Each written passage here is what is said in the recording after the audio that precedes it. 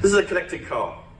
The data coming off this car should be allowing it to go in for service only and exactly when there's an issue, and the data from millions of these cars should be being aggregated by National Highways Department to build a complete picture of the conditions of their road networks and prioritizing their investment exactly where it's needed and preventing pothole degeneration before they cause damage and accidents.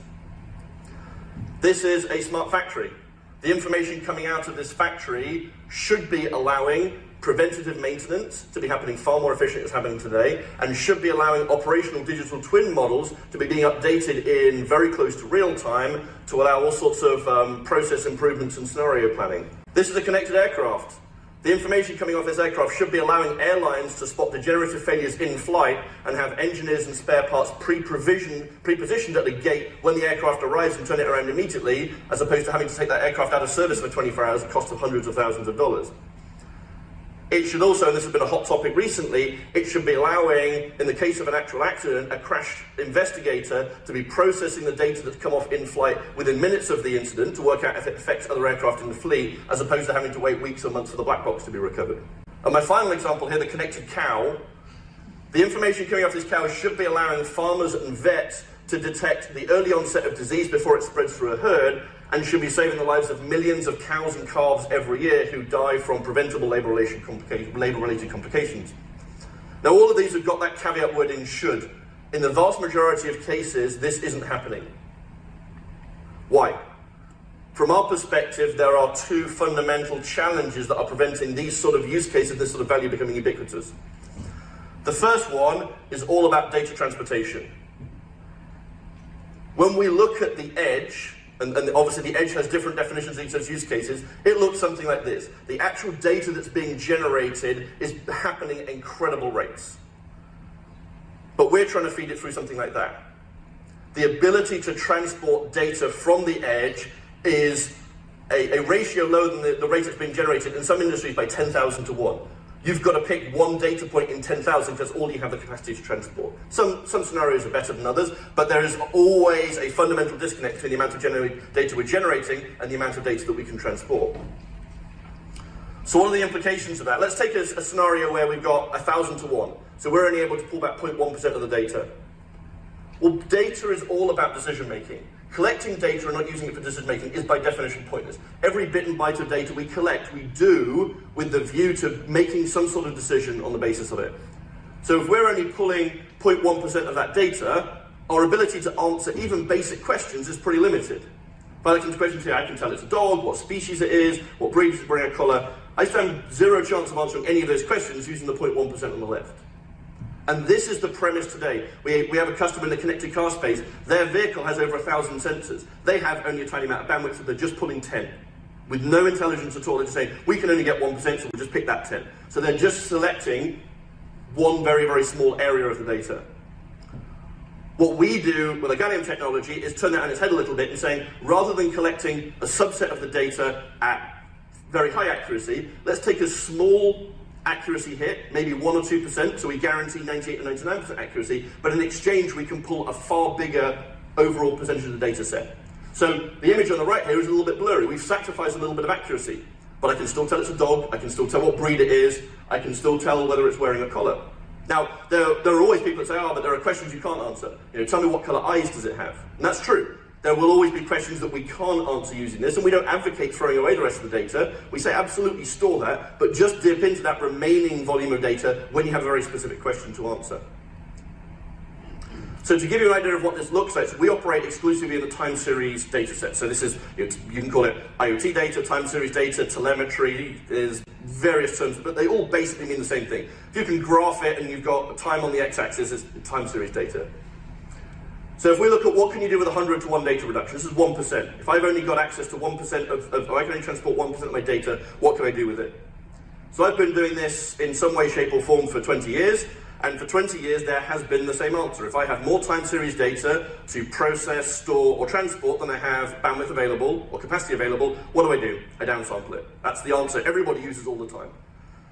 Well, averaging or downsampling, we know what it looks like. If we look at the green data here as the original data, and the pink data is the average data, what happens? We lose all of the peaks and troughs and spikes, all of the interesting bits. And if this is vibration data, those spikes and peaks and troughs, those are very likely the ones that are actually telling me the most interesting thing. Those are very likely the ones that are the actionable information I need to jump in and do something with. So we've got accuracy here of probably less than 40%. So how many people want to make business critical decisions on an accuracy which is A, not guaranteed, and B, somewhere less than 50%? With the same data reduction, this is what we have with Gallium. Not super clear in this light, but there's an almost perfect overlay between the pink data and the green data, somewhere of order of 99%. And we've got this running live with an IoT example on our booth in the exhibition hall. If we look at that in context, this is a connected car use case that said, today we've got a customer who's taking 10 metrics out of 1,000. What would we do? We'd put Gallium at the edge. The edge can be in the aircraft, the edge can be in the car, the edge can be on the cow or on the fence post, the edge can be on the plant in the factory.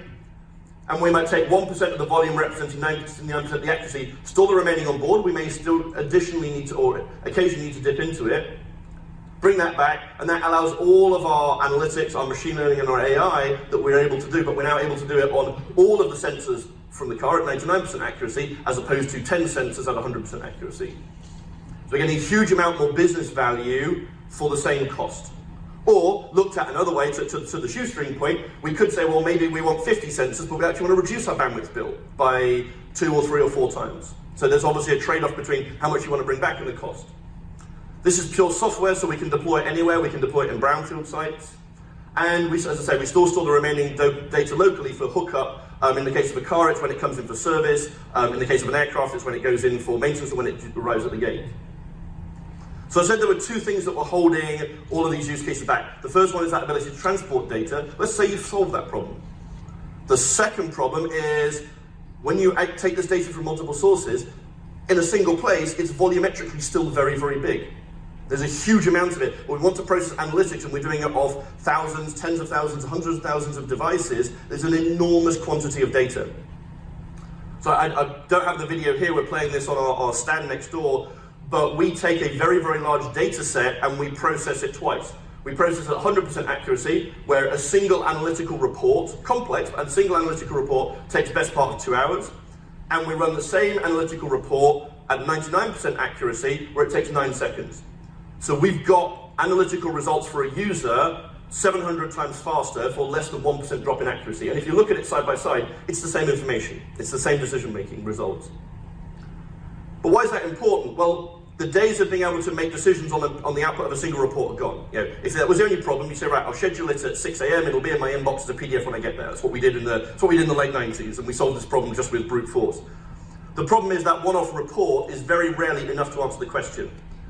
The one-off report might give you a moment. What we want is the aha, where we do something actionable with it. And the journey from to aha is called data exploration. And so if we take that same 6.3 terabyte, 300 billion row, 4.5 trillion data point data set, what we're now doing in this recording is interacting with it in real time. Now, how many people can put their hands up and say, I can interact with a 6.3 terabyte, 4.5 trillion data point data set in real time? Zoom, filter, exclude, go into the data, realize it's a dead end, back out, go down a different path. So we go through 8 different exploration steps in 40 seconds. And this is a sort of frequency that users expect. If you're going to do data exploration and each mouse click takes a minute, users are going to give up and go somewhere else. Okay, if it seems like this is obvious and someone should have reached this conclusion before, the answer is they have. Snowflake is a preeminent data warehouse, cloud-based data warehouse, reached the conclusion that machine-generated data has a lot of valuable information, but also a lot of noise. There are storage companies, their conclusion is just store it all, which is fine. Microsoft on the IoT platform essentially reached the same conclusion. They even say the words, you've got to sacrifice some precision, but their answer is back to downsampling, back to averaging. We've seen the negative effect averaging has.